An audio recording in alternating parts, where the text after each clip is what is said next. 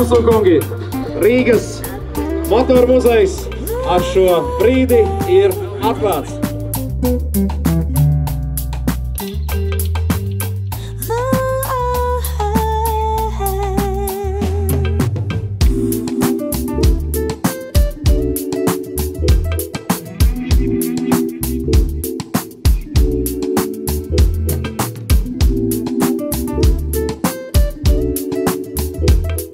Vēlreiz visiem paldies un novēlu jaukus šos atklāšanas svētkus.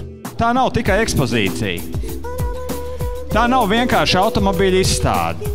Tas ir daļēji pat kaut kas līdzīgs kinoteātrim vai milzīgai datorspēlei.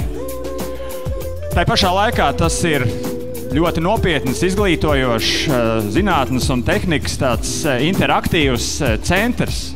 Man pat gribētos teikt vēl literārāk, ka mēs jūs visus gribētu vest tādā alegoriskā ceļojumā, virtuāli patiesā ceļojumā pagātnē.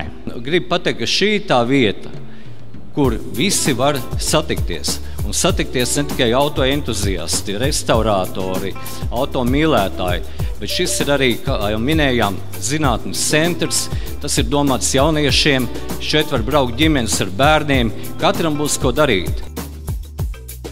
Latvijas Antīga automobīļu klubs jau 1972. gadā tika dibināts ar pilnīgi skaidru, nepārprotamu mērķi – radīt vietu, kur satikties domu biedriem un izlikt senos spēkartus sabiedrības apskatē.